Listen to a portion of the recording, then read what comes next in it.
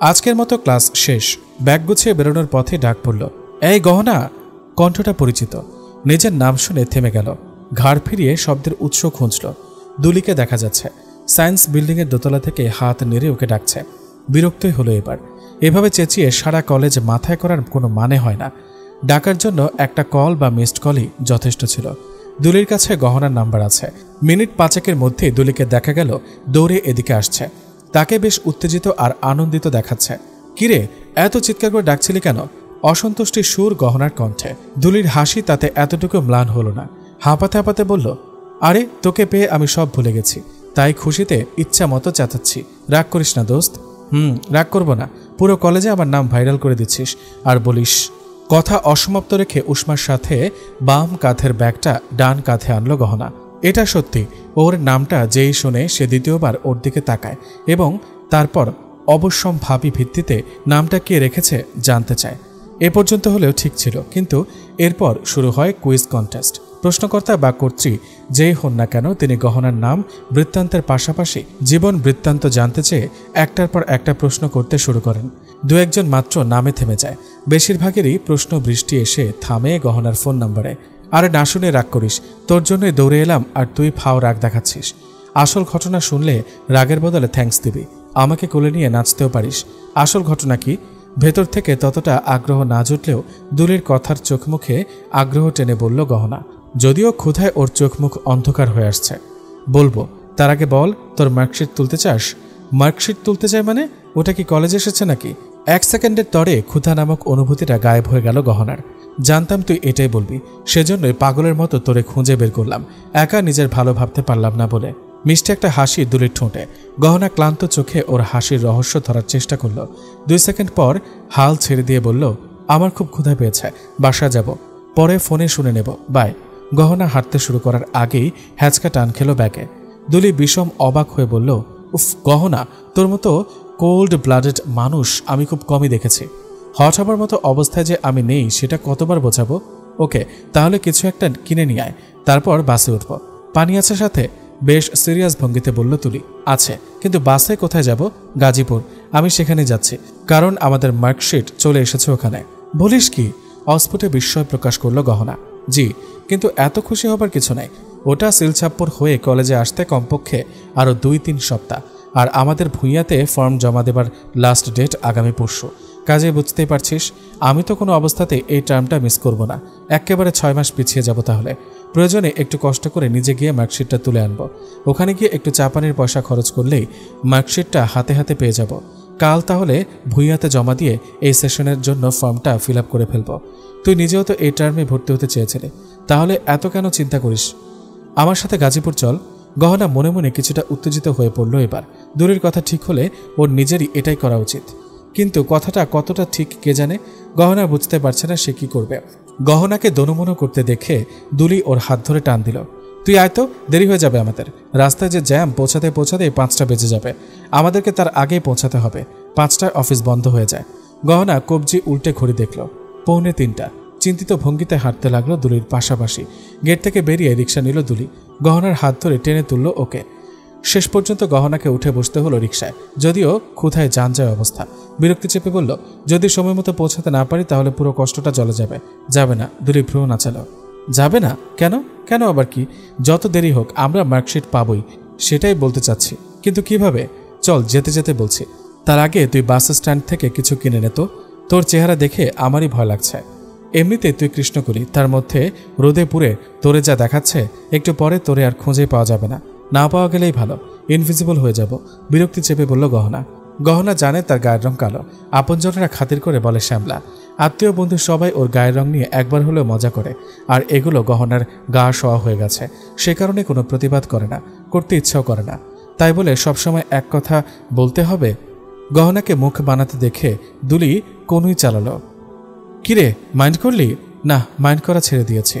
গহনা সামনের দিকে তাকালো। পরন্ত বিকেলের তপ্ত রোদে ছায়াবিহীন পথটা পুড়ছে।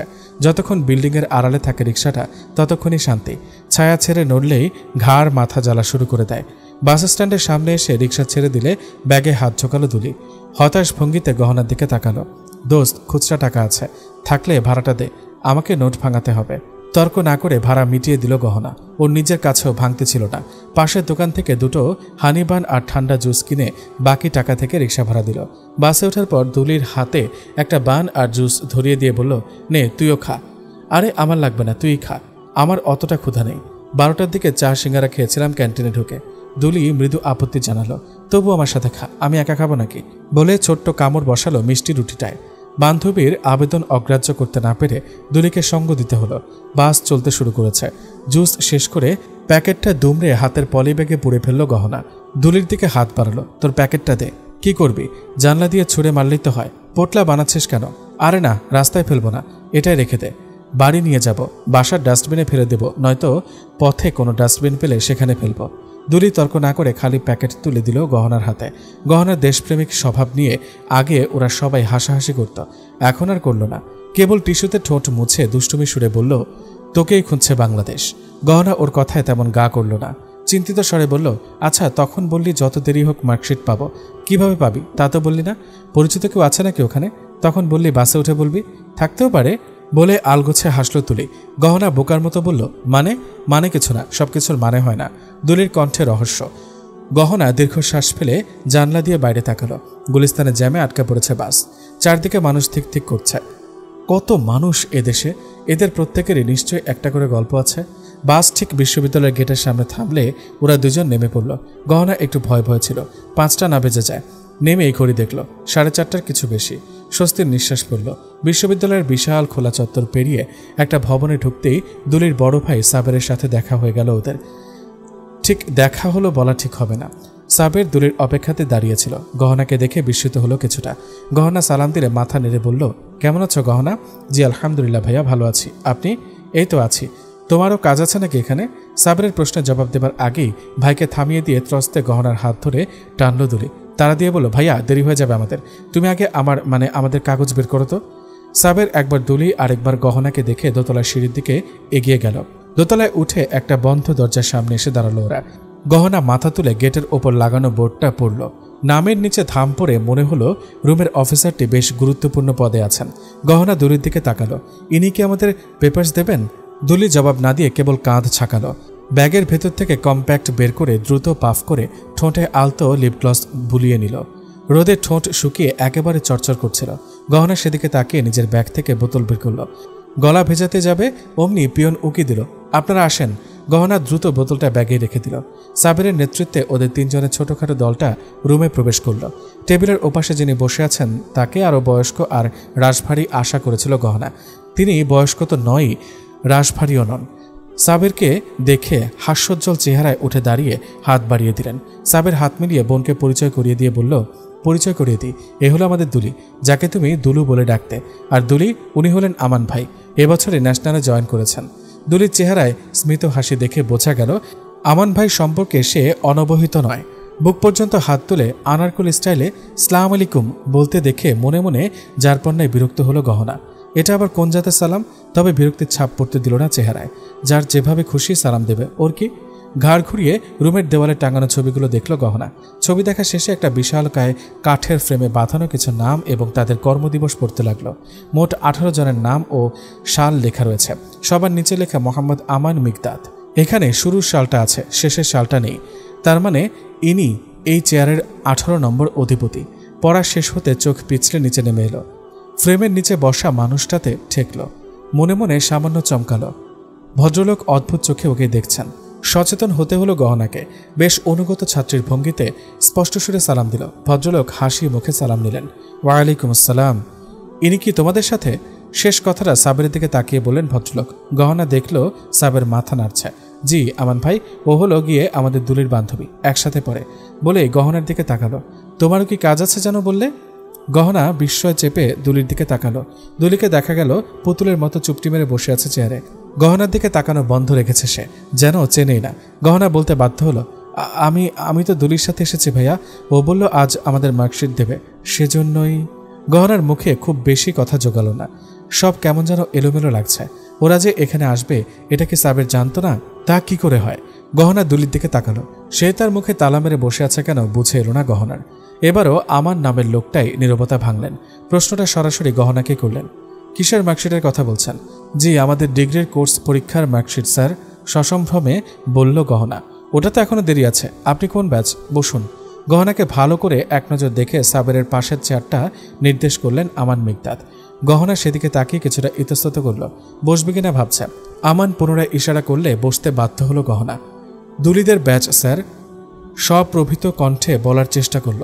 সরাসরি মার্কশিটের আলোচনায় আসায় গহনা কিছুটা সাহস ফিরে এলো এবার। তবে ভদ্রলোকের পরের কথায় পুরোপুরি মিয়ে গেল সে। লেখা বন্ধ করে প্রশ্ন করলেন তিনি, এটা কি ধরনের উত্তর? দুলিদের ব্যাচ বলে কোনো ব্যাচ গোটা বাংলাদেশে আছে বলে তো আমার জানা নেই। ভদ্রলোক কৌতূহলী চোখে চেয়ে আছেন ওর দিকে। আমান মিকদাদের কথায় হেসে মুখের টিস্যু চাপল দুলি। গহনা সেদিকে তাকিয়ে নার্ভাস ভঙ্গিতে বলল, মানে 2021-এর ব্যাচ। সেটা বলুন, কিন্তু ওটার মার্কশিট তো এখন পাবেন বলে মনে হয় না। ওটা আরও পরে আসবে, আর যখন ওটা আসবে তখন সোজা কলেজগুলোতে চলে যাবে। আপনাদেরকে এখানে আসতে হবে না। এখানে আসার বুদ্ধি আপনাকে কে দিয়েছে? গহনার বিস্ময় ততক্ষণে হতাশায় রূপ নিয়েছে। সে দুলির দিকে তাকালো কয়েকবার, কিন্তু দুলি যেন এই জগতেই নেই। নাকের দুই পাশে টিস্যু চেপে ধরাই এখন ওর একমাত্র কাজ। তুমি এক কাজ করো, বোকামি করে যখন এসেই পড়েছ আর বসে থেকে কাজ নেই। বেলা থাকতে থাকতেই বেরিয়ে পড়ো। এখান থেকে সোজা বাস ধরে শাহবাগ চলে যাও, এটাই সবচেয়ে ভালো হবে। শাহবাগ নেমে রিক্সা নিয়ে নেবে। সাবের মাঝখান থেকে বলে উঠল এবার। গহনা সবে বলতে যাচ্ছিল সে একা বাসে চলতে অভ্যস্ত নয়। তার মিথ্যুক বোনের চাপাচাপিতেই সে এখানে এসেছে, কারণ দুলি তাকে আগাগোড়া মিথ্যা আশ্বাস দিয়ে টোপ ফেলে এখানে নিয়ে এসেছে। কাজটা সে কেন করেছে জানে না গহনা, নইলে এই ভর দুপুরে একরাশ ধুলো উড়িয়ে 2 ঘন্টা জার্নি করার কোনো খায়েশ তার ছিল না। কিন্তু কিছুই বলা হলো না। নিজেকে বোকা হতে দেখে কণ্ঠস্বর আপনা হতেই চেপে এলো ওর। শুনতে পেল, নাম কি আপনার? বলতে বলতে টেবিলের উপরে পড়ে থাকা ফাইলটা খুলে তাতে চোখ রাখলেন আমান। গহনা সেদিকে তাকিয়ে নির্জীব প্রায় কণ্ঠে বলল, গহনা।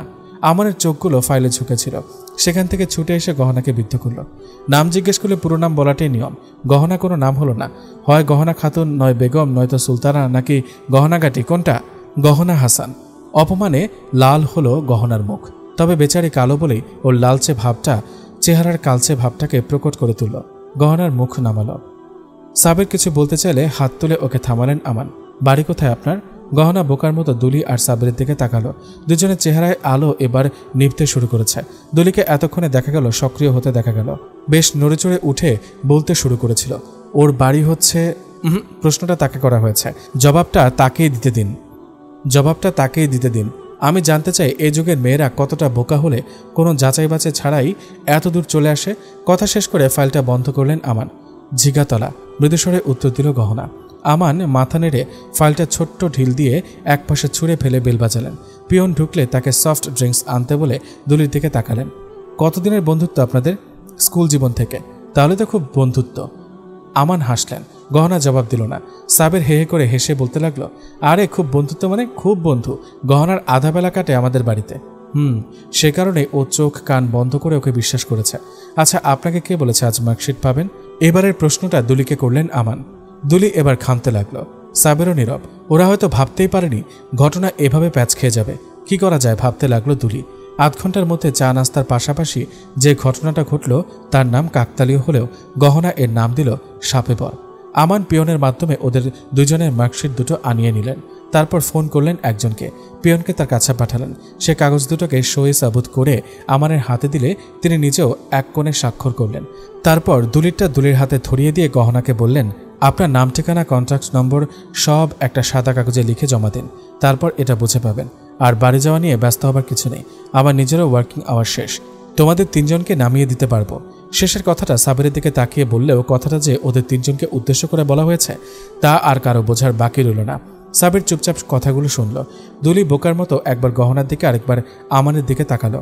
গহনা ততক্ষণে ব্যাগ থেকে কাগজ বের করে তাতে চটপট নিজের নাম বৃত্তান্ত লিখে আমানের দিকে বাড়িয়ে দিলে আমান সেটা মনোযোগের সাথে দেখতে লাগলেন। গহনা নিজেও এবার কৃতজ্ঞ হতে শুরু করেছে। মাত্র একটু আগে বিরক্তি আর বিতৃষ্ণা মিলেমিশে মনের ভেতর যে তেতো একটা অনুভূতিটার জমাট বাঁধতে শুরু করেছিল তার সবটাই উড়ে গেল আমানের কথার আশ্বাসে। মন পবনের নৌকাটা আচমকায় বিপরীত দিকে বইতে শুরু করেছে। করবে নাই বা কেন?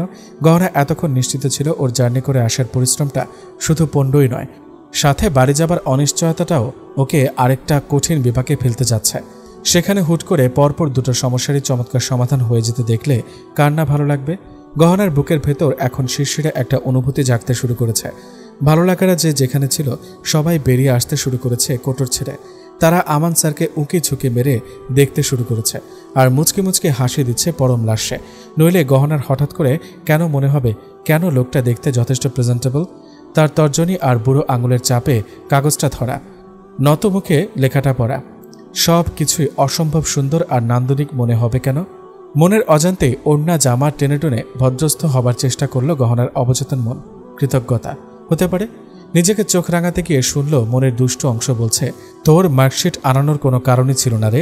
স্পষ্ট বোঝা যাচ্ছে লোকটা তোর প্রতি আগ্রহী, নইলে একেবারে বাড়ি পৌঁছে দিতে চাইবে কেন?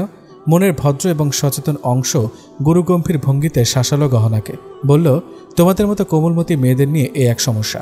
কেউ একটু ডাকখোঁজ করলো বা সাহায্যের হাত বাড়িয়ে দিল, অমনি তোমাদের মনে হওয়া শুরু হয় যে সে তোমার জন্য দিওয়ানা মাস্তানা।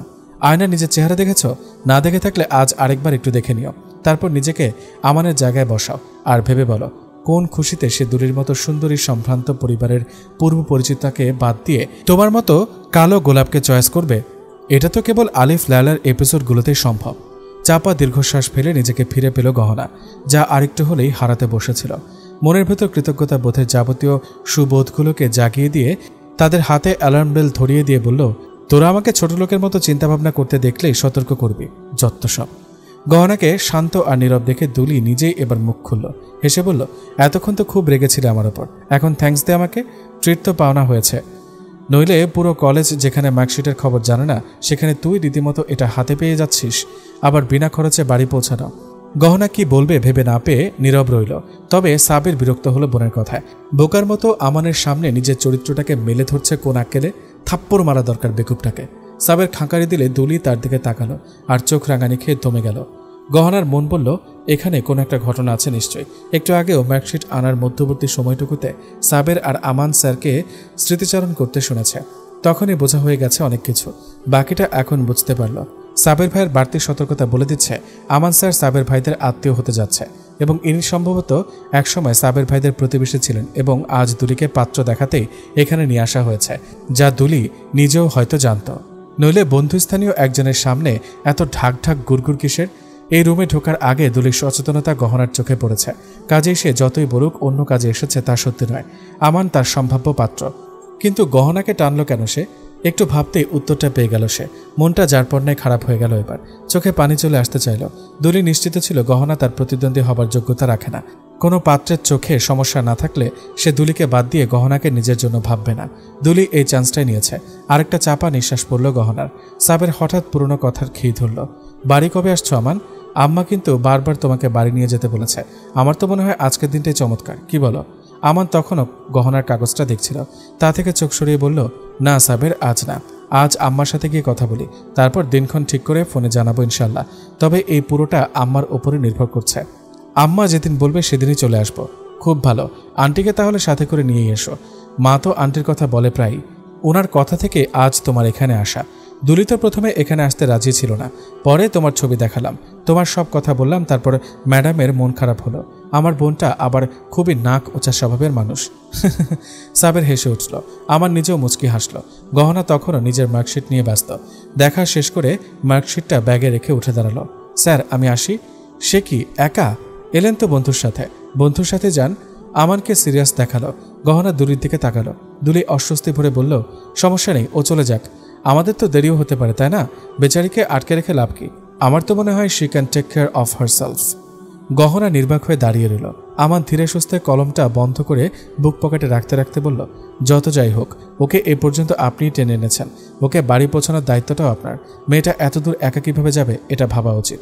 গহনা আপনি বসুন, বেশি ভদ্রতা দেখাতে যাবেন না। আমরা সবাই একসাথে যাচ্ছি, একটু আগেই বলেছি কথাটা। তারপরেও যাই যাই করাটা ব্যাড ম্যানার্স। Sit down. আদেশের সুর আমানের কণ্ঠে। গহনা এবার আস্তে করে বসে পড়ল। প্রতিদিন বিকেলে ছোট ছেলের জন্য নাস্তা তৈরি করে অপেক্ষা করাটা ইসমত জাহানের দৈনন্দিন জীবনের একটা রুটিন বাঁধা কাজ হয়ে গেছে। বাকি ছেলেদের জন্য তার এটা করার দরকার হয় না, কারণ তাদের প্রত্যেকেরই আলাদা পরিবার আছে, বউ বাচ্চা আছে। বরং ইসমত নিজেই সেখানে অতিথির ভূমিকায় থাকেন। বড় ছেলে বউ ছেলেমেয়ে নিয়ে 7 তলায় থাকে। মেজ ছেলে তার বউ ছেলেমেয়ের সাথে শাশুড়িকেও রেখেছে, বছরখানেক হয়। বেচারি বিধবা মানুষ, ছেলেটা রাখে না বলে মেয়ের বাড়িতে থাকেন। যদিও মেজ ছেলের বউ তার মায়ের আশ্রয়ের চেয়ে তার নিজের প্রয়োজনের গানটাই রোজ সারেঙ্গি বাজিয়ে ইসমতকে শোনায়। তার মা না থাকলে নাকি সে বাচ্চাদেরকে মানুষই করতে পারতো না, কিভাবে স্কুলে যেত আর কিভাবে ঘর সামলাতো সে নাকি ভেবেই পায় না। ইসমাত কিছুই বললেন না, চুপচাপ মেজ বউয়ের রোজকার পুঁথিপাঠ শোনেন। যেদিন অতিরিক্ত হয়ে যায় সেদিন একেবারে লতি ছেলা ছিলেন, তাতে মেজ বউ একটু দমন হয়। কিছুদিন পর আবার যেই সেই। ইসমাত আজকাল ওকে পাত্তা কম দেন, বেশি কথা বলা মানুষ এমনিতেই পছন্দ নয় তার, স্বার্থপর লোকজন তো আরও না। বড় বউ স্বার্থপর হলেও শেয়ানা স্বার্থপর, মুখে খুব মা করবে কিন্তু সময় মতো তাকে আসল রূপে পাওয়া যায়। এসব ভাবতে গেলে চিন্তায় ঘুম আসে না ইসমাতের। আমান তার অন্থের ষষ্ঠী, এই ছেলেটা তার প্রতি যথেষ্ট যত্নবান, কিন্তু সেটা কতদিন ইসমাত জানে না। বউ এলেই তো তিনি হয়ে যাবেন পেইং গেস্ট। আজকাল মনের মধ্যে এই গোপন ভয়টাই সদা ঘাপটি মেরে থাকে, কে জানে আমানটার বউ কেমন হয়। এটাও যদি বড় আর মেজজনের মতো স্বার্থপর হয়ে থাকে তবেই হয়েছে। ইসমাতের কপাল পুরল বলে, যদিও ছেলে তার সোনার টুকরা, মায়ের অকাল বৈধব্য সে মন দিয়ে অনুভব করে। ইসমাতের সুখ সুবিধার দিকে শান নজর তার, কেবল পড়ুয়া বলেই নয়, ছেলে তার এমনিতেও প্রেম ভালোবাসার পথ কখনো মারায়নি। কিছুদিন আগেও একবার দুরু দুরু বুকে করেছিলেন প্রশ্নটা, হ্যাঁ রে তোর কোনো পছন্দ টছন্দ আছে? আজকাল তো সবারই থাকে, তোর নেই? হতে দেনি মা। ছেলের সরল উত্তর ইসমাতকে স্তব্ধ করে দিয়েছিল সেদিন। তার আমান লাখে একটা ছেলে, আত্মীয় বন্ধু সবার আগ্রহ ওর প্রতি। ইসমাতের প্রতি সবার বাড়তি আগ্রহের এটা একটা কারণ যে আমান মাকে ভীষণ মূল্যায়ন করে, কিন্তু এসব আচরণ ইসমাতের ভয় বাড়ায়, বই কমায় না। মেয়েগুলা বিয়ের আগে যত আদব কায়দা আর সুষ্টুনি মুষ্টুনি মার্কা ভাবসাব দেখার, বিয়ের পর আর সেটা থাকে না। এর ভুরি ভুরি প্রমাণ আছে তার কাছে। তার মেজ ছেলের বউটাই তো সম্পর্কে ইসমাতের দুঃসম্পর্কের আত্মীয়া। বিয়ের আগে মেজ বৌমার আচরণ আর বিয়ের পরের আচরণে আকাশ পাতাল পার্থক্য। যত দিন যাচ্ছে এই পার্থক্যের পরিমাণ ততই বাড়ছে।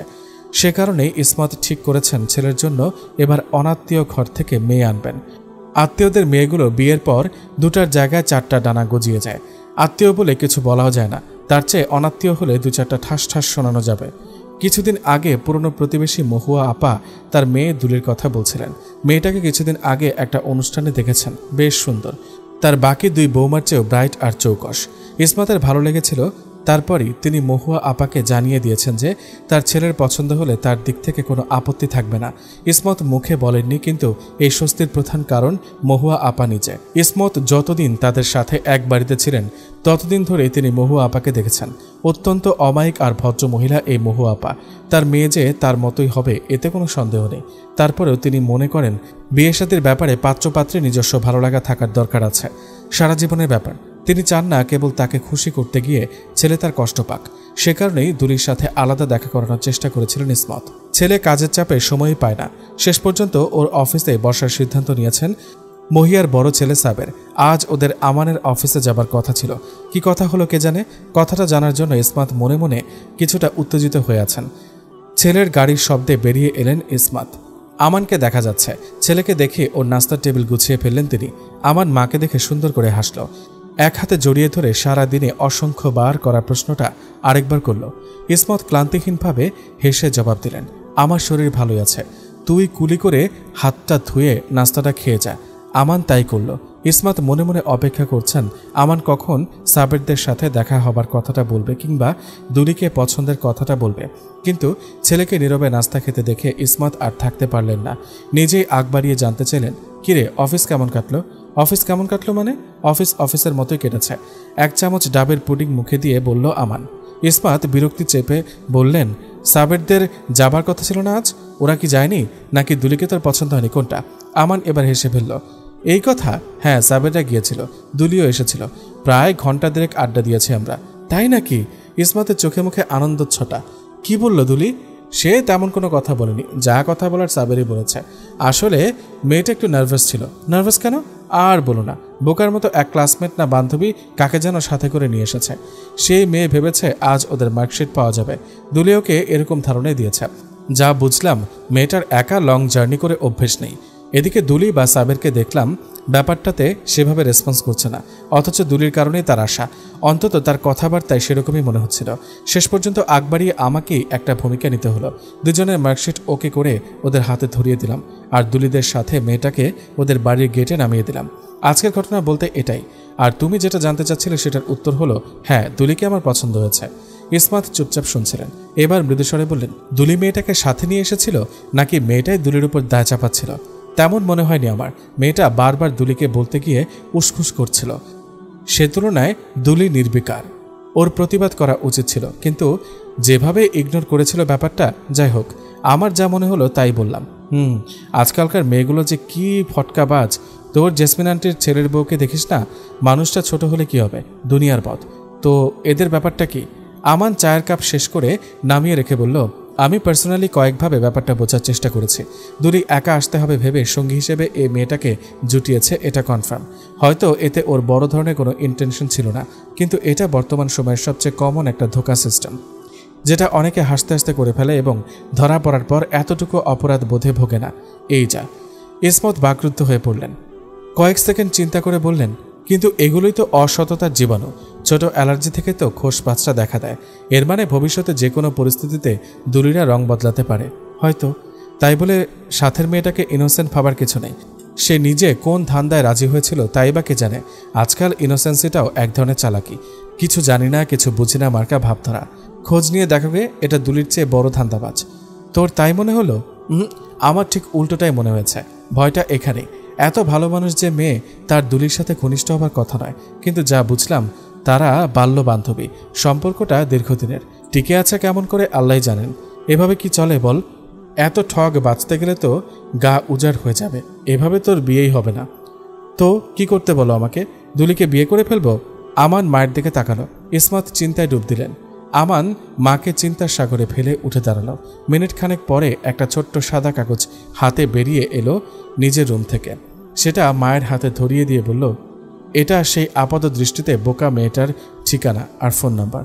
দেখো কোনো কাজে আসে কিনা। ইসমতকে দেখালো বাজ পড়া মানুষের মতো। তিনি কাগজটা হাতে নিলেও তাতে চোখ রাখলেন না। চোখ রাখলেন ছেলের মুখের দিকে। আমান অস্বস্তি কাটিয়ে বলল, মেয়েটা শ্যামলা, গায়ের রংটা কিছুটা কালোর দিকে, কিন্তু আমি বাজি ধরে বলতে পারি কোনো ফর্সা মেয়ে ওর সামনে দাঁড়াবার যোগ্যতা রাখে না। আমি জানি না দুলি কি মনে করে মেয়েটাকে আমার সামনে আনলো। আমার পক্ষে এখন অন্য মেয়েকে বিয়ের কথা ভাবা সহজ হবে না মা। মুখটা মাথার ভেতর গেঁথে আছে। কি সর্বনাশ হলো বলো তো? সর্বনাশ হয়েছে, অস্ফুটে উচ্চারণ করলেন ইসমত। তা নয়তো কি, দুপুরেও তো দিব্যি ভালো ছিলাম। এখন মনে হচ্ছে একে না পেলে তো বিয়ে টিয়ের কোনো মানেই হয় না। ছেলে মানুষের চিন্তা কিনা তুমি বলো। ইসমত জবাব দিলেন না, গভীর বিস্ময়ে চেয়ে রইলেন ছেলের দিকে।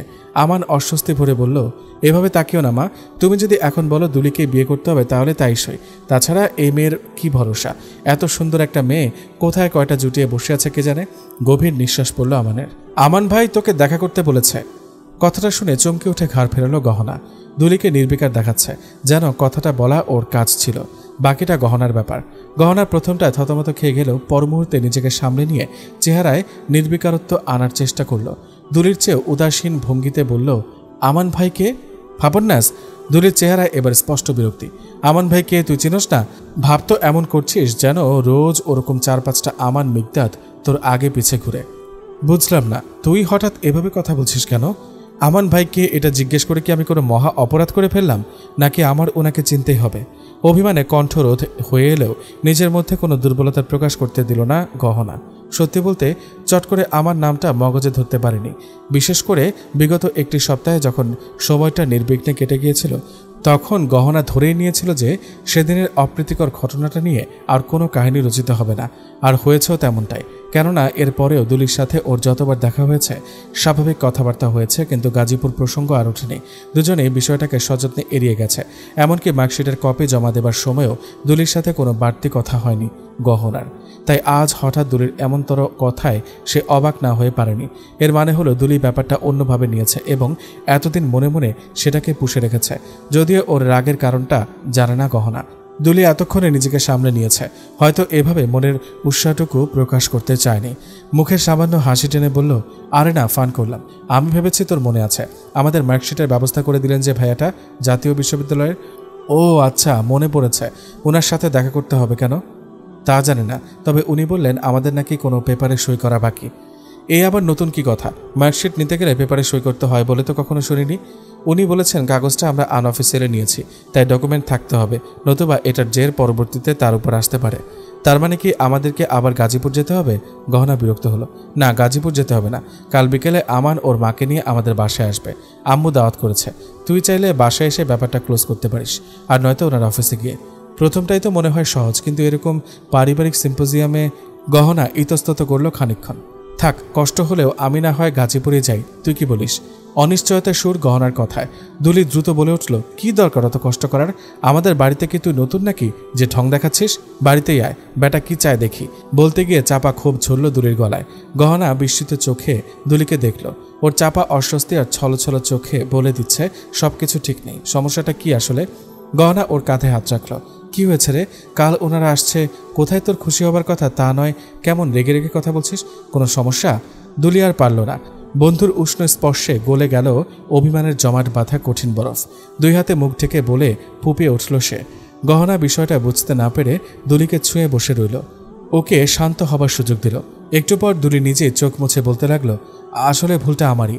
আমার আর আমানের মাঝখানে আমি তো তোকে এনেছি, দোষ সব আমার। আমি মাঝখানে এসেছি মানে? আমি কখন তোদের মাঝখানে গেলাম? বিস্ময়ে পলক পড়ছে না গহনার। তুই হয়তো যাসনি, কিন্তু আমান তোকে টেনে এনেছে। সম্ভবত সে তোকে পছন্দ করে, আমাকে নয়, বলে টিস্যু চোখে চাপল দুলি। গহনা হতবিহ্বল হয়ে বসে রইল। প্রশ্ন করার সাহস হারিয়ে ফেলেছে সে। দুলি কান্না ভেজা কণ্ঠে বলল, আমি আমানকে না দেখেই বাতিলের লিস্টে ফেলেছিলাম। ওর পোস্ট প্রফেশন কোনোটাই আমার কাছে ততটা প্রেজেন্টেবল মনে হয়নি। তারপর যেদিন সাবের ভাইয়া ওর ছবি দেখালো, পুরোপুরি না করতে পারিনি, আনঅফিসিয়ালি দেখা করতে রাজি হয়েছিলাম। আমি নিশ্চিত ছিলাম সে আমাকে দেখা মাত্রই পছন্দ করে ফেলবে, তাই আমি তোকে সাথে নিয়েছিলাম। একা অতটা পথ জার্নি করতে সাহস পাচ্ছিলাম না তাই। কিন্তু আমার করা এই ছোট্ট ভুলটাই যে আমার বিপরীতে চলে যাবে বুঝতে পারিনি। সাবের ভাইও এটা নিয়ে বকেছে। আমি তোর কথা এখনও বুঝতে পারছি না দুলি। ধরে নিলাম তুই আমাকে সাথে নেওয়াতে তার মনে একটা বাড়তি অপশন তৈরি হয়ে গেছে, কিন্তু তুই এটা কেমন করে ধরে নিলি যে এটা শোনা মাত্র আমি ওনার পছন্দসই হবার আনন্দে কি দারুণ বলে লাফিয়ে উঠব? মনে মনে অপেক্ষায় থাকবো ভদ্রলোক কখন টস করে বলবেন দুলি না কালি। তারপর এই আশায় থাকবো যে উনি নির্ঘাত আমাকে চয়েস করবেন আর তুই বাদ পড়ে যাবি। এই আনন্দে আমি আমার ঘুম হারাম করব। বাহ, আমার কোনো চয়েস থাকতে নেই, তাই তো? উনি বড় অফিসার হলেই আমাকে বর্তে যেতে হবে? গহনা এবার কিছুটা রেগে গেল। দুলি কোনো জবাব দিল না। গহনা এবার কিছুটা অসহিষ্ণু হলো। আচ্ছা, এসব কথা কি উনি নিজে তোকে বলেছেন? না, তার মা বলেছে আমার মাকে। দুলি দীর্ঘশ্বাস ফেলে মাথা নাড়ল। উনি সেদিন ফোন করেছিলেন, আম্মুর সাথে অনেকক্ষণ কথা হয়েছে তার। গহনা বাকরুদ্ধ প্রায় কণ্ঠে বলল, আমার ব্যাপারে কি বলেছেন জানতে পারি? জেনে কি করবি? শুধু এটুকু জেনে রাখ, আমান ভাইয়ের মা বিশেষ করে জানতে চেয়েছেন কাল সাবের ভাইয়ের অনুষ্ঠানে তুই থাকবে কিনা। তার নাকি তোর সাথে কি দরকার আছে, আর তোরা ধরে নিলি তিনি তার ছেলের জন্য আমাকে খুঁজছেন। ব্যাপারটা কেমন খাপছাড়া হয়ে গেল না? খাপছাড়া হবে কেন? আমান ভাই নিশ্চয়ই তোর কথা তার মাকে বলেছে, নইলে উনি কেন সরাসরি তোর কথা জানতে চাইবেন? উনি তোদের কাছে আমার ব্যাপারে জানতে চাওয়ায় তো একটাই মানে দেখি, আর সেটা হলো তিনি তার অন্য কোনো আত্মীয়ের জন্য আমাকে সিলেক্ট করার কথা ভাবছেন। কারণ পাত্র তোর সেই আমান ভাই হলে উনি মনে হয় না তোদের বলতেন, সরাসরি আমাকেই ফোন দিতেন। এমনটা কি হতে পারে না? বরং এমনটা হওয়াই তো যুক্তিযুক্ত। নইলে তোর মাধ্যমে আমাকে তলব করার মানে কি? মানে তো একটাই, তোর মাধ্যমে আমার সম্পর্কে আরও ভালোভাবে জানা। তোর কি এটা একবারও মনে হয়নি? গহনার কথায় থমকে গেল দুলি। জানি না, আমি এভাবে ভাবিনি, আসলে ভাবা উচিত ছিল। তো কাল উনি তোর বাসায় কেন আসছেন, আবার আমাকেও ডাকছেন? তার মানে সইয়ের ব্যাপারটা বাহানা, দেখা যাবে সাথে করে সে আত্মীয়কেও ধরে আনবেন। গহনা হালকা স্বরে বলল, না বাহানা না, আমি খোঁজ নিয়েছি। আরও যারা মার্কশিট তুলতে পেরেছে সবাই সই করে নিয়েছে, আর কালকের আয়োজনটাও তাদের না, আমার আম্মার করা। সাবের ভাইয়ের এঙ্গেজমেন্ট উপলক্ষে আমান ভাইয়ের আম্মাকে ডেকেছেন আম্মু। আম্মুর ইচ্ছে আছে কাল একই অনুষ্ঠানে আমারও এঙ্গেজমেন্ট হয়ে যাক। এটা আগে ভাগে বলবে না আম্মু, হুট করে আমানকে আংটি পরিয়ে দেবে। বাহ, তাহলে তো খুবই ভালো। এত সুন্দর পরিকল্পনার পরেও তুই এত ভয় পাচ্ছিস কিসের জন্য বলবি? দুলি শব্দ করে দীর্ঘশ্বাস ফেলে বলল, আমি ঠিক ভয় পাচ্ছি না, তবে একেবারে স্বস্তিও পাচ্ছি না। আমার একটা কথা রাখবি গহনা? দুলির অনুরোধটা আরতির মতো শোনালো। গহনা সেদিকে কিছুক্ষণ তাকিয়ে থেকে মাথা ঝাঁকালো, মুচকিও হাসলো। এবার তোকে বলতে হবে না, আমি কাল এবং আগামী কয়েক সপ্তাহ তোর বাড়ি মুখ হচ্ছে না। এমনকি গাজীপুর তো নয়, সই পরে করলেও চলবে। আর ধর যদি তোকে সরাসরি ফোন দেয় আমান বা ইসমত আন্টি। দুলি, আমার খুব বিরক্ত লাগছে, কিছুটা অপমানিত বোধ করছি। তারা ফোন দিলে কি আমি ধেই করে রাজি হয়ে যাব? আমার বড় দুই বোনের এখনও বিয়ে হয়নি, তাদের বিয়ের আগে আমার বিয়ের কথা বাড়িতে কেউ ভাববে না। ওইদিকে তোর আমান ভাইয়ের বয়সও বসে থাকবে না। তুই খামোখা এত চিন্তা করছিস কেন? রাগ করিস না রে, লোকটাকে ভালোবেসে ফেলেছি। এত অ্যাট্রাকটিভ পার্সোনালিটি, কচু মানে আবার কি? যে লোক পাত্রীকে দেখতে গিয়ে তার বান্ধবীকে পছন্দ করে ফেলে, আবার সেই কথা না লুকিয়ে ওই পাত্রীর পরিবারকে বলে বেড়ায়, সে লোক তো তোর উপযুক্তই না। আমার তো পরে আমি মনে করি তোর নিজেরই একে রিজেক্ট করা উচিত। তাহলে যদি আকল ঠিকানায় আসে। না, বাসায় সবাই মানসিকভাবে তৈরি। আম্মু আব্বু সাবের ভাই তো ফুল প্রিপারেশন নিয়ে রেখেছে, কালই এঙ্গেজমেন্ট করিয়ে দেবে। সাবের ভাই তো কাজী টাকার কথাও ভাবছে। কি সুন্দর ইভেন্ট। শুধু ইসমত আন্টির ওই প্রশ্নগুলোই অস্বস্তি দিচ্ছে, নইলে বাকি সব ঠিক আছে। তোর টেনশনটা একদম বেকার দুলি। দেখবি এরা আক্ত করার পরও আমার কথা জিজ্ঞেস করছে। নির্ঘাত আমাকে তাদের কোনো আধা বুড়ো আত্মীয়ের গলায় ঝোলাবে। তাই আমি তো আমার জন্য এর চেয়ে ভালো আশাই করি না। দোয়া করি তোর সব ভালোই হয়ে যাক। তোকে থাকতে বলতে পারছি না, সেজন্য সরি গহনা, but I am not sorry. তোর আমান ভাইকে আমার একটুও পছন্দ হয়নি, বিশ্বাস কর, বলে হাসতে হাসতে চলে গেল গহনা। অচেনা নাম্বার থেকে ফোন বাজলো। খানিক দ্বিধা নিয়ে ফোন ধরল গহনা। কণ্ঠস্বর শুনে চমকে গেল। আমান মিকদাদ। ভুল হবার কোনো সুযোগ নেই। গহনার কানে এখনও বাজে তার ভরাট কণ্ঠস্বর। যদিও কোনো কারণ নেই, ব্যাপারটা স্রেফ পাগলামি, অথবা দুলির সেদিনের বলা কথার ইলিউশন। হ্যালো বলেই চুপ করে গেল গহনা। গহনার ধারণাটা ছিল ব্যাপারটা শেষ হয়ে গেছে। দুলির দিক থেকে কোনো ফোন বা খবর না পাওয়ায় অনেকটা নির্ভর হয়ে গিয়েছিল। অন্তত ওরকম তির্যক মন্তব্যের পর তো প্রশ্নই আসে না। কথাগুলো যে আমান মিকদাদের কানকে শুধু ভারী করবে না, বরং মনকেও বিরস করে তুলবে, সে ব্যাপারে নিশ্চিত ছিল গহনা। একবার মনে হলো কেটে দেয়, কিন্তু সেটা কোনো সমাধান নয়, বরং ছেলে মানুষই হবে। আমান কেন ফোন করছে সেটা জানা দরকার। নয়তো গহনা যা বলেছে তা জানার পরও আমান মিকদাদের মতো গ্রহণযোগ্য পাত্র একজন দায়িত্বশীল কর্মকর্তার পক্ষে ফোন করা অস্বাভাবিক। গহনার বিশ্বাস দুলি ওর বলা একটি কথাও লুকাবে না। পারলে 2 লাইন বাড়িয়ে বলে আমানের আগ্রহের অনলে পানি ঢেলে দেবে। দুলিকে ভালো করে জানে গহনা।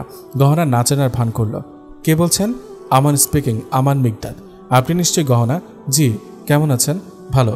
আমানকে শক্ত জবাব দেবার জন্য তৈরি হলো গহনা। আমানের কণ্ঠস্বরে কোনো কাপড় নেই, আগের মতোই স্থির, আত্মবিশ্বাসী। দুলির মাধ্যমে একটা সংবাদ দেওয়া হয়েছিল আপনাকে, পেয়েছেন কিনা নিশ্চিত হবার জন্য ফোনটা করেছি। গহনা নীরব। আমান খানিক নীরব থেকে বলল, সংবাদটা আমার মায়ের পক্ষ থেকে ছিল। আমার ধারণাটা ছিল আপনি বড়দের যথেষ্ট গুরুত্ব দেন, নাকি ধরে নেব দুলি আপনাকে জানায়নি কথাটা। কোনটা ঠিক বুঝতে পারছি না। এবার গহনা কথা বলে উঠল। না, দুলির কোনো দোষ নেই, সে আমাকে যথাসময় জানিয়েছে। আসলে এত ব্যস্ত ছিলাম যে মনে ছিল না কথাটা। আমানের প্রত্যুৎপন্ন মতিত্বের কাছে হার মানতে হলো গহনাকে। আমান বলল, সেক্ষেত্রে আম্মাকে আপনার বাসায় যাবার পরামর্শ দিতে পারি। বেচারি বয়স্ক মানুষ, আমার কথা কানে নিচ্ছেন না, তার ধারণা তিনি আপনাকে বোঝাতে পারবেন। কি বিষয়ে বোঝাবেন? কথাটা গহনার মুখে প্রায় চলে এসেছিল। সামলে নিয়ে বলল, ওনাকে আমার সালাম দেবেন, আর আমার অপারগতার কথা জানিয়ে দিয়ে বলবেন যে আমি আন্তরিকভাবে দুঃখিত। বরং এটাই ভালো হয়েছে যে আমি তার মুখোমুখি হইনি, নয়তো তার চাওয়ার কোনো মূল্য দিতে পারতাম না। ওটা আরও বেশি খারাপ হতো। তার মানে আপনি জানেন উনি কি চান? অনুমান করতে কষ্ট হয় না, সরাসরি কথা বলাটাই ঠিক মনে করল গহনা। আমান কৌশলে মূল বক্তব্যকে ঘুরিয়ে উপস্থাপন করার চেষ্টা করছে, আর প্রথমে এনেছে মাকে। আমান বলল, আপনার আপত্তির কারণটা জানতে পারলে ভালো হতো। পছন্দসই হবার চেষ্টা করা যেত। আমি এমন কেউ নই যার পছন্দসই হবার জন্য নিজেকে অপদস্থ করতে হবে। আপনি যথেষ্ট সম্মানিত ব্যক্তি। এবার সরাসরি বলে বসল গহনা, তাতে কোনো উপকার তো হচ্ছে না। অন্যের ক্ষতি করে নিজের উপকার চাওয়াটা ডিসঅনেস্টি। আমি কারো ক্ষতি করিনি গহনা। আপনি পুরো বিষয়টা না জেনে আমাকে ক্ষমা করবেন আমান সাহেব, আমি এই বিষয় নিয়ে কথা বাড়াতে চাচ্ছি না। আচ্ছা ঠিক আছে, শুধু একটা প্রশ্ন বলুন, আমি কি আপনার অনুভূতির কোথাও এতটুকু ছিলাম? Please be honest. আপনার উত্তরটা জানা আমার জন্য খুব জরুরি। গহনা ফোন কানে চেপে রাখলো কয়েক সেকেন্ড, তারপর নিঃশ্বাসের শব্দে বলল, আমি রাখছি। বলেই ফোন কেটে দিল গহনা। আমানের আগের নম্বর সহ এটাও ব্ল্যাকলিস্টেড করে দিল। পরদিন কলেজে গেল না গহনা, এমনকি ফোনও বন্ধ রাখলো সারাদিন। আমানের ফোন ধরার সাহস নেই ওর। লোকটার সাথে খারাপ ব্যবহার করতে বাধ্য। আগে পরে যাই বলুক, আমানের সাথে সরাসরি তাচ্ছিল্য বা অসম্মানজনক কথা বলা যাবে না। তার চেয়ে আমানের ত্রিসীমানা থেকে সরে যাওয়াই বুদ্ধিমত্তা। অন্তত দুলির সাথে কোনো অন্যায় হতে দেবে না। ওর কারণে দুলি ক্ষতিগ্রস্ত হবে, এটা মেনে নেওয়া যায় না। গহনা কঠিন এক সিদ্ধান্ত নিয়ে নিল এবার। আমানের আশেপাশেও থাকবে না, প্রয়োজনে কলেজ ছেড়ে দেবে। সৌভাগ্যবশত ওই সপ্তাহতেই গহনার বড় বোন রেহানার বিয়ের সম্বন্ধ স্থির হয়ে গেল। গহনা পারিবারিকভাবে এতটাই ব্যস্ত হয়ে পড়ল যে কোনো দিকে মন দেবার সুযোগই পেল না। এর ঠিক 1 মাস পরে কলেজের দুলির সাথে দেখা হলো। দুলি ওকে না দেখার ভান করে এড়িয়ে গেল। গহনা নিজেও আর কিছু জানার মুডে নেই। এমনিতেই দুলির কানে গলায় স্বর্ণের দুল আর চিকন চেইন এর অনেক প্রশ্নের উত্তর দিয়ে দিয়েছে। দুলির আচরণ ওর কাছে মোটেও অস্বাভাবিক মনে হয়নি। যে হবুবর পাত্রী দেখতে বসে অন্যজনকে পছন্দ করে ফেলে, তাকে কি সানন্দে ওই বান্ধবীর সামনে নেওয়া সম্ভব? ভেতর থেকে একটা ভয় তো কাজ করবেই। দুলিকে মনে মনে সমর্থন জানিয়ে গহনা নিজেও সরে গেল। এবার সে বছরই গহনার বাবা মারা গেলেন। গহনারা পুরনো বাসা ছেড়ে দিয়ে নতুন বাসায় উঠে গেল। ইচ্ছে করে দুলিকে ঠিকানাটা জানালো না গহনা। বছর শেষে কোন রকমের মাস্টার্স পরীক্ষাটা দিয়েই একটা কিন্ডার গার্ডেনে চাকরিতে ঢুকে যেতে হলো গহনাকে। পাশাপাশি বিএড করার জন্য কলেজে ভর্তি হলো। এর প্রায় বছর 3 মাথায় প্রাথমিক শিক্ষক পরীক্ষায় পাশ করে সবাইকে তাক লাগিয়ে একটা সরকারি চাকরি পেয়ে গেল গহনা। দুঃখের বিষয় এটাই, গহনার প্রথম দফার পোস্টিংটাই হলো পার্বত্য চট্টগ্রামের প্রত্যন্ত অঞ্চলে। শহরটা গহনার পছন্দের হলেও এলাকাটা একেবারে ভেতরে। বাসা থেকে এবার রাতারাতি বিয়ে দেবার পায়তারা শুরু হলো। গহনার মনে এখন অন্য চিন্তা, কোনোভাবে ঢাকায় বদলি হওয়া। তবে বদলির নিয়ম আছে। গহনাকে আগে চাকরিতে জয়েন করতে হবে, তারপর বদলি। খুব চট করে আজকাল কিছুই ভালো লাগে না গহনার, কাউকেই না। পার্বত্য চট্টগ্রামের বাবুছড়া স্কুল থেকে বদলি হয়ে এ পর্যন্ত মোট 3টি ভিন্ন ভিন্ন স্কুলে যোগদান করতে হয়েছে। শেষ পর্যন্ত রাজশাহী তিথিত হয়েছে। ঢাকায় বদলির ব্যাপারে বাড়ির বাকিরা তোড়জোড় করলেও গহনার মন ঢাকায় টেকেনি। কেন যেন ঢাকার নাম শুনলেই গা জ্বলত। অনেক পরে বুঝতে পেরেছে ঢাকা মানেই পরিচিত পরিবেশ, ঢাকা মানেই দুলি আর আমান মিগদাদ। কথাটা কাউকে বলতে পারেনি কখনো, শুনলে সবাই পাগল ভাবত। গহনা নিজেও জানত না এত ছোট্ট একটা সাক্ষাৎকার কারো জীবনে এত শক্তিশালী প্রভাব ফেলতে পারে। শুধু সাক্ষাৎকারটাই নয়, আমান মিগদাদের ফোনে বলা কথাটা আজও কানে বাজে গহনার। আমি কি আপনার অনুভূতির কোথাও এতটুকু ছিলাম গহনা? এরপর আর লোকটা কিছু বলার সুযোগ পায়নি। গহনা তাকে ব্ল্যাকলিস্টেড করে রেখেছিল। আমানও আর ছেলে মানুষই করেনি। চাইলে অন্য নম্বর থেকে যোগাযোগ করতে পারত, কিন্তু করেনি। এটা ওকে মানায়ও না। কিন্তু সেই স্বল্প সময়ের সাক্ষাৎ আর ফোনালাপটুকু গহনাকে আজীবনের জন্য স্মৃতি বিদুরতায় ভোগার ব্যবস্থা করে দিয়েছে। যতই দিন যাচ্ছে মেজাজটা খিটখিটে হয়ে যাচ্ছে গহনার। এই অভিযোগ স্বয়ং ওর বড় বোন রেহানার। তার ধারণা বিয়ে না হলে মেয়েরা এমন শর্ট টেম্পার্ড হয়ে যায়। গহনার একা থাকা বন্ধ করতে হবে। বড় বোনের এসব কথা শুনে ম্লান হাসে গহনা, আর অবধারিতভাবে আমানের চেহারাটা মুখের সামনে ভেসে ওঠে। প্রচণ্ড রাগ হয় গহনার। কেন একটা মানুষ কাউকে এতখানি দখল করে রাখবে? পুরনো স্মৃতি ভুলতে নিজের ওপর কাজের চাপ বাড়িয়ে নেয়। জন্মস্থান ঢাকা হয়ে ওঠে ছুটি ছাটায় বেড়ানোর জায়গা। আজকাল গহনার দিন কাটে রাজশাহীতেই। সেখানকার একটা হাই স্কুলের কলেজ শাখার নতুন শিক্ষিকা হয়ে গত কয়েকদিন হয় ঢাকায় এসেছে গহনা। কলেজে পরীক্ষা শেষের বন্ধ চলছে। রেহানার জোর ইচ্ছা এই পরিসরেই গহনাকে বাঁধতে হবে। সেভাবেই উদ্যোগ নিয়েছে সে। গহনা ঢাকায় আসার পরপরই ছোটখাটো এক ঘরোয়া অনুষ্ঠানে পাত্রপক্ষের সাথে দেখা সাক্ষাৎ পর্ব অনুষ্ঠিত হলো। গহনা তাকে দেখল, সেও দেখল গহনাকে। ভদ্রলোক একটা কলেজে পড়ান। কথাবার্তা চমৎকার। প্রাথমিক আলাপ পরিচয় শেষে স্থির হলো বাৎসরিক পরীক্ষার পর আনুষ্ঠানিকভাবে সবকিছু হবে। গহনার গুই এবার আর বিশেষ প্রভাব বিস্তার করতে পারল না। গহনাকে সম্মত হতেই হলো। তবে কলেজে এখনই কিছু জানানো হলো না। গহনা ঠিক করেছে স্কুলের বার্ষিক পরীক্ষার পর এটা নিয়ে আলাপ করবে। এত আগে লোক জানাজানি করার মানে নেই কোনো। ছুটি শেষ হবার 2 দিন আগে কাকতালীয়ভাবে দুলির সাথে দেখা হয়ে গেল গহনার। রেহানার সাথে কেনাকাটা করতে বেরিয়েছিল সে। দুলিকে দেখার পর প্রথমটায় থতমত খেয়ে গিয়েছিল। মনে ভয় ছিল দুলি হয়তো আজও এড়িয়ে যাবে, কিন্তু উল্টাপাল্টাই ঘটল। দুলির হাসি মাখা মুখ আর সাথে ছোট্ট কচি মুখটাই বলে দিল এই দুলি সেই দুলি নয় যে আমানকে হারানোর ভয়ে পুরনো বান্ধবীকে অগ্রাহ্য করেছিল। দেখা হলে ন্যূনতম সৌজন্য সাক্ষাৎ করতেও যার আপত্তি ছিল। এই দুলি অন্য কেউ, অনেক পরিবর্তিত। দেখে বোঝা যায় দুলির জীবন এখন এই ছোট্ট মুখটার আবর্তে বাঁধা। বাচ্চাটার মাথায় হাত রেখে গহনা মুখ ফসকে বলেই ফেলল, মাশাআল্লাহ, সো কিউট। ও কিন্তু একদম ওর বাবার মতো হয়নি রে দুলি। কি বলিস? অভিকে তো সবাই বলে ও নাকি বাপকা বেটা, বাপের ডুপ্লিকেট সে। তাই আমার কিন্তু ওকে একেবারে আমান ভাইয়ের মতো লাগছে না। এ পর্যন্ত বলতেই দাঁতে জিভ কাটল দুলি। গহনা বুঝতে পারল সে ভুল করেছে। দুলি লজ্জিত স্বরে কোনো রকমে বলল, আমান ভাইয়ের সাথে আমার বিয়ে হয়নি রে, উনি সম্মত ছিলেন না। সে কি? গহনা বিভ্রান্ত। আমার তখন স্পষ্ট ধারণা ছিল উনি তোকে বিয়ে করার জন্যই এমন করেছেন। সেই কষ্টে তোকে প্রাণপণে এড়িয়ে গেছি। তোকে দেখলেই গা জ্বালা করতো আমার। মনে হতো আমি এই কালো মেয়েটার কাছে হেরে গেছি। রাগে ভুঁইয়াতে পর্যন্ত আর যায়নি। অবশ্য আমার এমনিতেই আর ল পড়া হয়নি। সময় কোথায় বল? পরের সপ্তাহতেই বিয়ে হয়ে যায় আমার সাবের ভাইয়ের চাচাতো শ্যালকের সাথে। ওরা ভাইয়ার এঙ্গেজমেন্টে আমাকে দেখেই পছন্দ করে ফেলে। বিয়ের পরের বছরই অভি পেটে চলে এলো। তখন আমার দুনিয়ায় শুধু আমার বাচ্চা। অবশ্য অনেকদিন পরে একদিন সাবের ভাইয়ের কাছে শুনলাম আমান ভাই নাকি তখনও বিয়ে করেননি। এদিকে তুইও চাকরি নিয়ে ঢাকার বাইরে চলে গেছিস। সব মিলিয়ে খুব খারাপ লেগেছিল জানিস। আসলে অল্প বয়সের আবেগ আমাদের বাস্তব বুদ্ধি নষ্ট করে দেয়। এখন সেসব ভাবলে ভীষণ অবাক লাগে। বুকের বোঝা ছাড়ল। হৃৎপিণ্ডটা এতদিন সূক্ষ্ম একটা ব্যথা বোধ নিয়ে বাঁচতে শিখে গিয়েছিল। আজ হঠাৎ করে ভারী একটা পেন্ডুলাম হয়ে হৃদয় ধরে এ মাথা ও মাথা দুলতে লাগলো। আর আমানের স্মরণে প্রতিটি নিঃশ্বাসে একবার করে ঢং শব্দে ঘণ্টা বাজতে লাগলো। মনের অস্থিরতা কাটাতে ছুটি শেষ হবার 2 দিন আগেই রাজশাহীতে চলে এলো গহনা। ঢাকার পরিচিত পরিবেশে দম বন্ধ হয়ে আসছিল ওর। সিদ্ধান্ত নিল এবার আর দেরি করবে না। রেহানা আপার প্রফেসর পাত্রটিকে বিয়ে করে নিজেকে রেহাই দেবে। এত পেরেশানি আর সহ্য হয় না। দুলির মতো একটা ছোট্ট অভিচাই ওর, তাহলেই যদি অতীত ভুলতে পারে। স্কুলের দ্বিতীয় পিরিয়ডে এসে বড় বোন রেহানার ফোন পেল গহনা। ফোনটা হাতে নিয়ে স্ক্রিনে বড় বোনের নামটা দেখে নিঃশ্বাস ফেলল। গত 1 সপ্তাহ ধরে বড় আপা রাজশাহীতে আছেন, ওর জীবনটা ভাজা ভাজা করতে বদ্ধপরিকর হয়ে। রেহানা আপা এমনই, যখন কোনো কিছু নিয়ে মাতেন তখন তাকে ওই কাজ থেকে সরায় তেমন সাধ্য কারো থাকে না। তিনি আজকাল গহনার বিয়ে নিয়ে পড়েছেন। দুর্ভাগ্যবশত ঢাকার সেই প্রফেসর ভদ্রলোক মাঝপথে হাওয়া হয়ে গেছেন। পরে রেহানার কাছে শুনেছে ভদ্রলোকের নারীঘটিত কিছু কেলেঙ্কারির কথা। রেহানা ওকে না জিজ্ঞেস করে মানা করে দিয়েছেন। ইদানিং কোন ইঞ্জিনিয়ার পাত্র পেয়ে তাকে নিয়ে খুব দহরম মহরম শুরু হয়েছে রেহানার। গহনার ধারণা এবার আপা ওকে বিয়ে দিয়েই ছাড়বেন।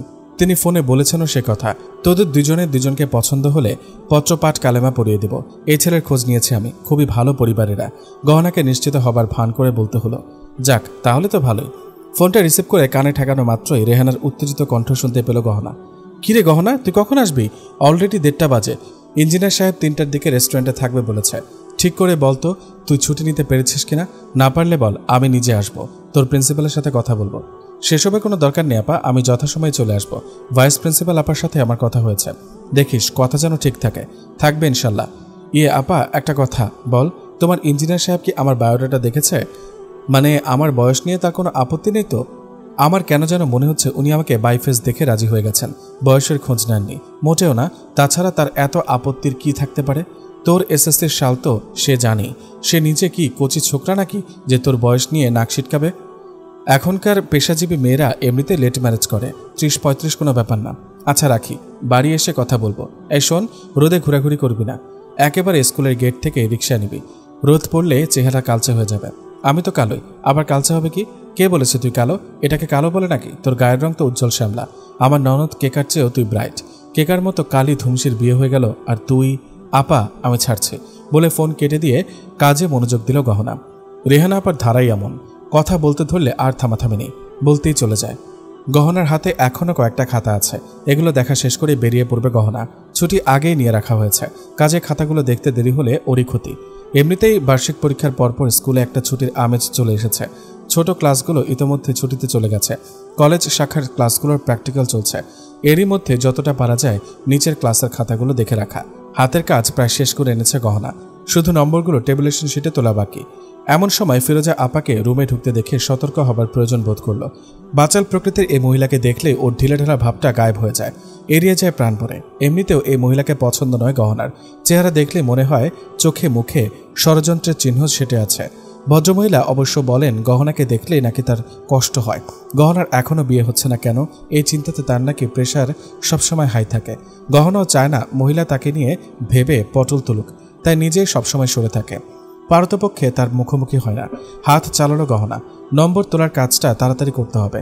ভদ্রমহিলাকে সম্পূর্ণ উপেক্ষা করে নিবিষ্ট মনে নম্বরগুলো শিটে বসিয়ে নিচ্ছিল। এখানে একটু ভুল হলে রেজাল্ট শিটে ভুল নম্বর উঠে যাবে। কাজেই একদম তাড়াহুড়ো করা যাবে না। কাজ করতে করতে গহনার মনে হলো ফিরোজা আপা ওর দিকে তাকিয়ে আছেন। পাত্তা দিল না গহনা। তাতে অবশ্য ফিরোজা আপাকে এড়ানো সম্ভব নয়। তিনি হেসে প্রশ্ন করলেন, গহনা ম্যাডাম কি আজ ছুটি নিয়েছিলেন নাকি? ফিরোজা ম্যাডামের প্রশ্নে তাকালো গহনা। বলা যায় তাকাতে বাধ্য হলো। নিয়েছিলেন নাকি শব্দ দুটো ওকে সতর্ক করে তুলেছে। এটা তো পাস্ট টেন্স হবার কথা না, এটা এখনও প্রেজেন্ট পারফেক্ট টেন্সে আছে। গহনাকে চিন্তিত ভঙ্গিতে তাকাতে দেখে হাসলেন ফিরোজা। প্রিন্সিপাল ম্যাম আপনার খোঁজ করছিলেন একটু আগে। খুব নাকি জরুরি? ম্যাডাম খোঁজ করেছেন কেন বলুন তো? না চাইতেও ওর মুখ থেকে অস্ফুটে বেরিয়ে এলো কথাগুলো। মনে মনে এতক্ষণ অনেক কিছু ভেবে ফেলেছিল।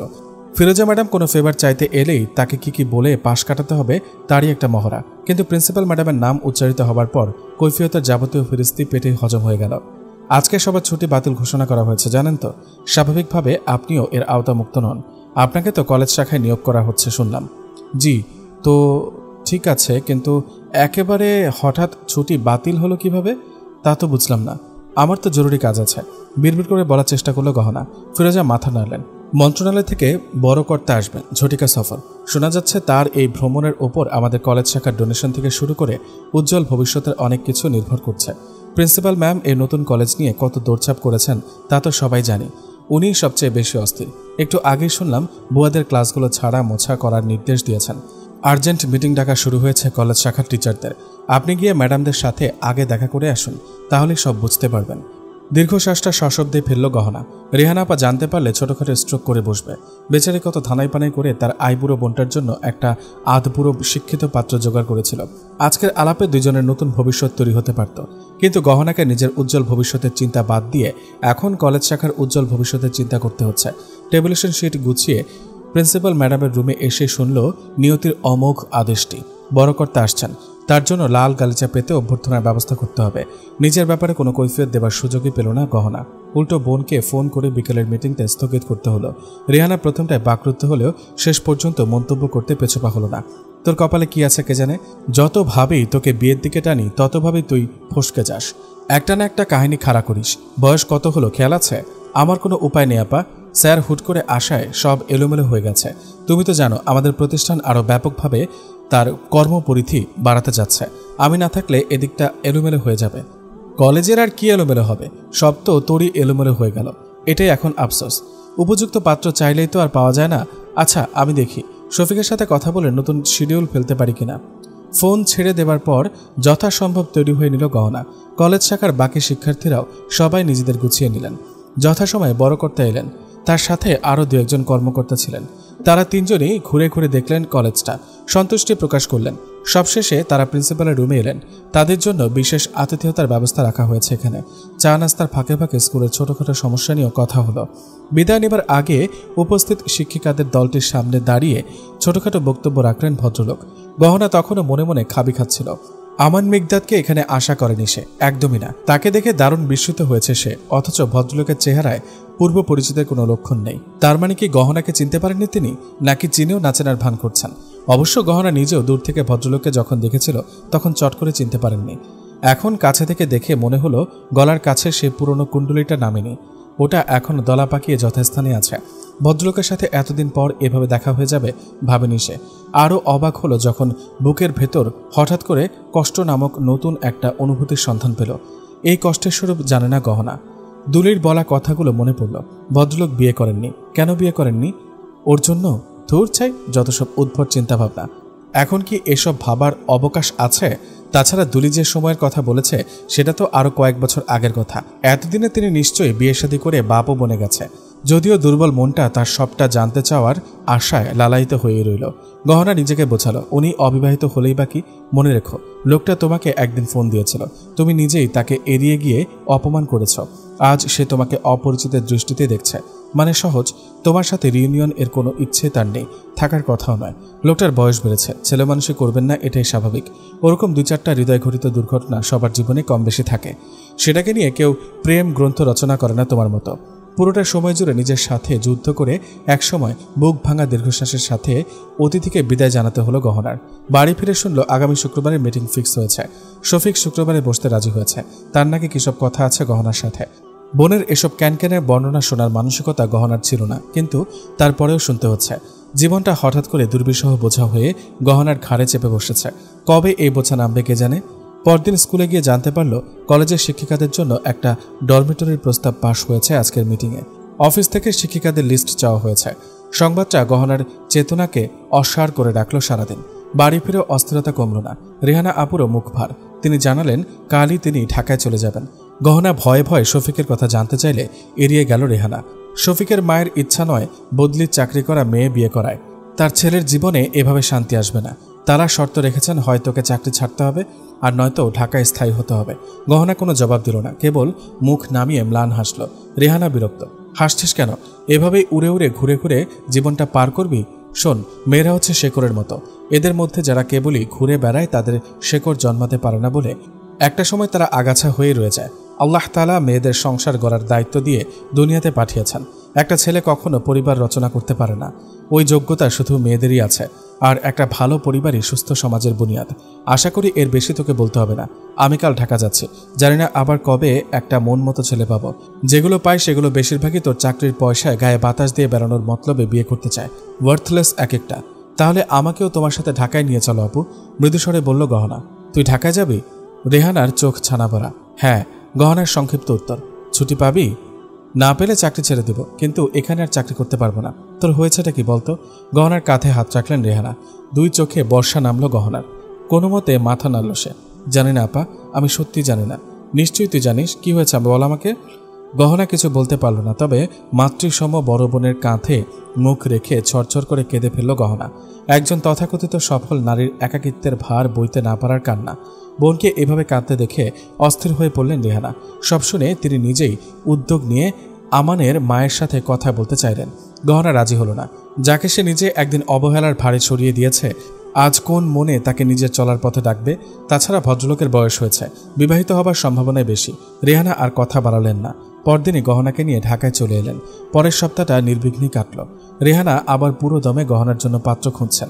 এবার গহনা তাকে দিয়েছে, সে আর আগ বাড়িয়ে কোনো কথা বলবে না। রেহানা আপা যেমন চান তেমনই হবে। নিজের সাথে লড়াইতে ক্লান্ত গহনা। পরদিন শুক্রবার। গহনার জন্য নির্ধারিত পাত্র আসার আরেকটা মহেন্দ্রক্ষণ। সব ঠিক থাকলে আজই আক্ত পরানো হয়ে যাবে। ভদ্রলোক নাকি গহনাকে ছবি দেখে পছন্দ করে ফেলেছেন। তার সাথে কথা বলে রেহানারও তাকে মনে ধরেছে। কাজেই এই সুযোগ হাতছাড়া করা ঠিক হবে না। সন্ধ্যের আয়োজনে তোড়জোড় চলল। রেহানা আপার কথা মতো হালকা সাজে তৈরি হতে লাগলো গহনা। ভদ্রলোক তার মাকে নিয়ে বিকেলে আসবেন, গহনার সাথে কথাবার্তা বলবেন, তারপর যা হবার হবে। যথাসময়ে অতিথিরা এলেন। গহনা তাদের সামনে গেল না। রেহানা আপা আর তার বর শওকত ভাই সব সামলে নিলেন। এক পর্যায়ে ভদ্রলোক গহনার সাথে কথা বলতে চাইলেন। রেহানা তাকে ভেতরে নিয়ে গেলেন। গহনা সালাম দিতে গিয়ে হার্টবিট মিস হলো। আমান মিকদাদ। প্রথমে ধারণা হলো এসব তার অতি ভাবনার ফল, পুরোটাই হ্যালুসিনেশন। রেহানা আপার মুখের মিটমিটে হাসি আর পরিচয় পর্ব শেষে ভদ্রলোককে চিনে নিতে বেগ পেতে হলো না গহনার। অভ্যর্থনা জানিয়ে তাকে বসাতে হলো। আমান তখনও অপাঙ্গে গহনাকেই দেখছে, যেন মিলিয়ে নিচ্ছে। আর গহনা, তার শরীর এখন ভরা বর্ষার দুকুল ছাপানো খরস্রোতা নদী, যার কুলধ্বনি পরিষ্কার টের পাচ্ছে গহনা। কোন ভাষায় সম্মতি জ্ঞাপন করছে সে নিজেও বলতে পারবে না। ঘোর কাটতে পুরো 5টা মিনিট সময় লাগলো। ঘোর কাটার পরও ভাষা হারিয়ে বসে রইল গহনা। কেমন আছেন গহনা? আমার নিজেই শুরু করলেন। এই তো। এটা তো কোনো উত্তর হলো না। আমি জানতে চাচ্ছি কি পেলেন এসব করে? সেদিন আমি একবার দেখা করতে চেয়েছিলাম, অনুরোধটা রাখেননি, ফোনটা কেটে দিলেন। আচ্ছা, তা না হয়ে গেল।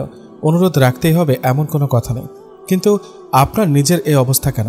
ডিভোর্সি বা বিধবা নন জেনে আকাশ থেকে পড়েছে। এতদিন বিয়ে না করে কার কি উপকার করলেন একটু শুনি। দেখুন, বিয়ে শাদী তো আল্লাহর হাতে, তাই না? আরক্ত ভঙ্গিতে বলল গহনা। আমানকে সন্তুষ্ট মনে হলো না এর উত্তরে। শুধু বিয়ে শাদী কেন, সবই তো আল্লাহর হাতে, কিন্তু সেজন্য বান্দাকে হাত পা নাড়াতে হবে তো। হাত পা তুলে বসে থাকলে তো আর হাড়ির চাল ভাত হয়ে যাবে না। আপনার কথা বলুন, আপনি এভাবে আছেন কেন? আমি তো ভেবেছি। থেমে গেল গহনা। কি ভেবেছেন? নানা দাদা হয়ে গেছি? না, অতটা না। না চাইতেও ফিক করে হেসে ফেলল গহনা। আমান গম্ভীর হলো। সেদিন স্কুলে আপনাকে দেখে প্রথমে কষ্ট, তারপর রাগ হয়েছিল। কেন এমন করলেন জানি না। এসব সিনেমাটিক স্যাক্রিফাইস করার বুদ্ধি কোথায় পান আপনারা? দুলি তো বসে নেই, সে এখন 2 বাচ্চার মা, সে ভালো আছে। আর আপনি নিজেও ভালো থাকলেন না, আমাকেও ভালো থাকতে দিলেন না। আপনার তো শাস্তি হওয়া উচিত। ইতোমধ্যেই তা যথেষ্ট হয়ে গেছে আমান। গহনা মুখ নামালো। ওর চোখে পানি। আমান মনে মনে অস্থির হলেও নির্বিকারত্ব ধরে রাখলো বাহ্যিক অবয়বে। একটু পর রেহানা নিজে জানালো ইসমত আন্টির ইচ্ছা বিয়েটা আজই হয়ে যাক। গহনা বাকরুদ্ধ হয়ে বসে রইল। আমার নিজেও মাথা নাড়ল। সেটাই ভালো। আপনার বোনকে আমার বিশ্বাস নেই। আবার কোন রাজকার্য উদ্ধারে নেমে পড়বেন কে জানে। গহনার চেহারায় লালিমা দেখা দিল সে কথায়। রাত 8টার মধ্যে বিয়ে পড়ানো হয়ে গেল। ইসমত জাহান গহনাকে বুকে জড়িয়ে ধরলেন। বললেন নিজের অপারগতার কথা। তার ছেলেটা মনে মনে ভেঙে চুরে নিঃশেষ হয়ে যাচ্ছিল, অথচ সব জেনেও তিনি মা হয়ে কিছু করতে পারছিলেন না। সেজন্য মনে মনে গহনার ওপর রেগেও গিয়েছিলেন তিনি। কিন্তু গতকালই আমান তাকে সব বুঝিয়ে বলেছে। শোনার পর গহনার সাথে দেখা করার জন্য মনে মনে উদ্গ্রীব ছিলেন। আজ তিনি সত্যি দারুণ খুশি। নবদম্পতিকে তাদের মতো আলাদা ছেড়ে দেওয়া হলো। গহনার মনে হতে লাগলো এ জীবনে অনেক চাওয়াই মাটি চাপা পড়ে গেছে অধরাকে ধরার নেশায়। যা পেয়ে সে স্বয়ংসম্পূর্ণ হতে পারত, তার অনেকটাই হেলায় হারিয়েছে। রেহানা আপার প্রতি কৃতজ্ঞতায় নুয়ে এলো অন্তর। তার জন্যই আজ এত কিছু। নইলে আজ সকালে গহনা জানত না আজকের সন্ধ্যাটা তার জীবনের একটি স্মরণীয় সন্ধ্যা হতে যাচ্ছে, যার চৌকাঠ পেরোলে সে সন্ধান পাবে একটি সুরভিত রাতের, যে রাতের গর্ভে ধারণ করে এক একটি উজ্জ্বল দিন। আমানের বুকের খাঁচায় স্বেচ্ছাবন্দী হয়ে গহনা জানতে পারল কিছু বন্দিত্বে স্বাধীনতার অসহ্য সুখ মিশে থাকে। এতদিন প্রচুর আয় করেও গহনা জানত না সে আসলে কতটা অভাবী ছিল এতদিন। যখন জানল তখন মেঘে মেঘে বেলা অনেকটাই পড়ে এসেছে।